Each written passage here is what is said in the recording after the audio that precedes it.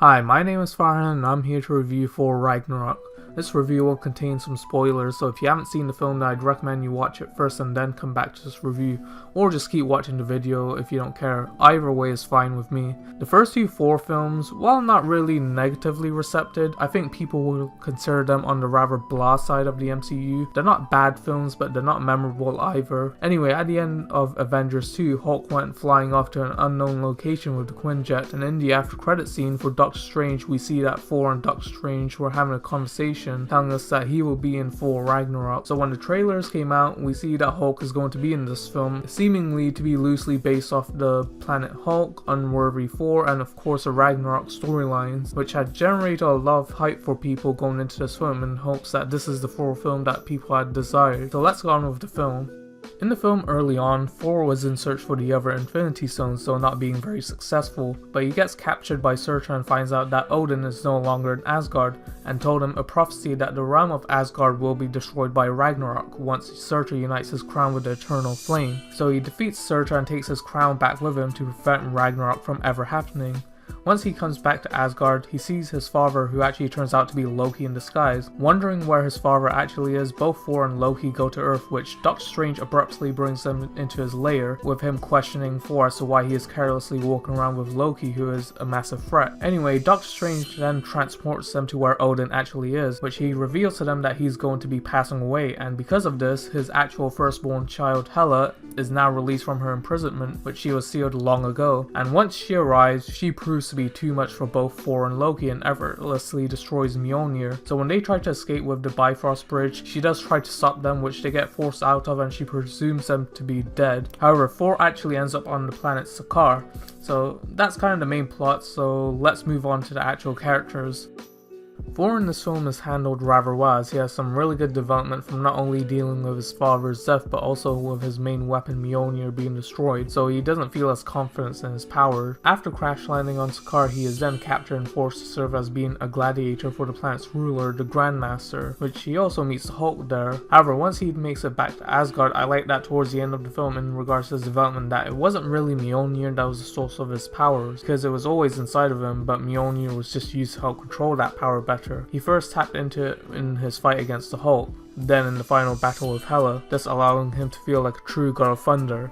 Loki also ended up on planet Sakaar, although he's on better terms with the Grandmaster and not being forced to serve as a gladiator. Loki still has a love-hate relationship with his brother because when Thor escaped, a bounty was placed on him, and Loki, while he did try to help him get back to Asgard, he was also secretly trying to capture Thor, which Thor was not surprised with and predicted him doing so, which he even commented saying that Loki is becoming predictable. However, once he did get back to Asgard, he truly did help Thor take on Hela, and who knows, maybe they no longer have such a sibling rivalry and have legitimately become good allies, or maybe with what happens at the end of the film, he could end up backstabbing Thor considering that he's a god of mischief. Only time will tell with the future installment. Hulk also crash landed on planet Sakaar and has been there for 2 years whilst remaining as Hulk the entire time.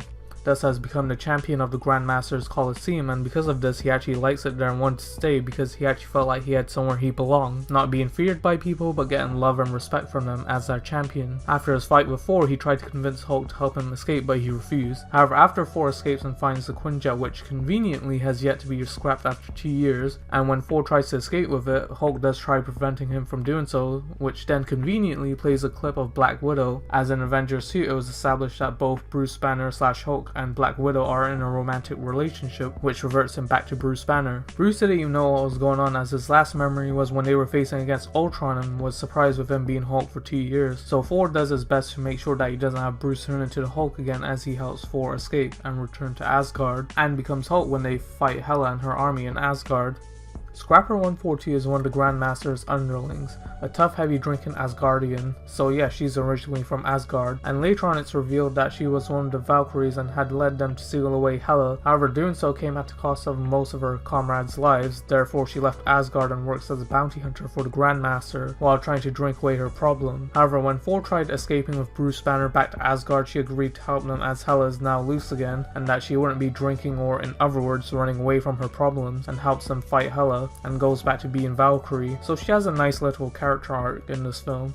Now let's talk about the main villain, Hela, the goddess of death, whom as I mentioned earlier is Odin's actual firstborn child. She helped Odin conquer the 9 realms and led her own army. However, ambition started to become too great, thus she had been imprisoned and Odin covered up their history as if she never existed. Once she had been let loose, she was definitely established to be a massive threat, which is good because a key thing for a villain is to be a threat towards our main characters and have tension between them. Even when Thor did tap into his true power, it still wasn't enough to beat Hela. Therefore, the last resort was to make sure Surtur's crown had been united with the eternal flame, which he awakens at Asgard with his true power. So our main hero's plan was not to beat Hela themselves, but to have Surtur and Hela defeat each other, which in result destroyed Asgard. However, they have everyone escape on a big ship, which the other gladiators stole from the Grandmaster as Thor and the gang escaped Asgard, which I can appreciate the method of defeating Hela as it was more of a strategic move. Now, of course, I don't like it as much as say like having a big old epic final battle, which if you were expecting that kind of like I did, then you may be a bit underwhelmed, but I can see why they went the direction they did narratively speaking. Although Hela had her backstory and she was definitely a massive threat, I'm not sure what it is, but she didn't feel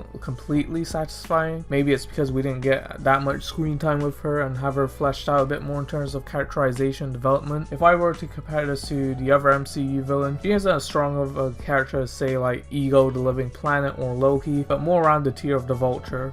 Quickly discuss the other 2 minor antagonists. The Grandmaster served this role being the sort of comical ruler, forcing the gladiators to fight in his Colosseum, though he is nowhere as serious as his comic counterpart. And Scourge has a nice little character arc where he wanted to be a big shot kinda like Thor, but when Hela took over, he reluctantly joins her and becomes her executioner, probably to go down being remembered for something significant, but towards the end he does turn around and help save his fellow Asgardians against Hela's army, so at least he went down nobly. Nothing too intricate, but it is serviceable.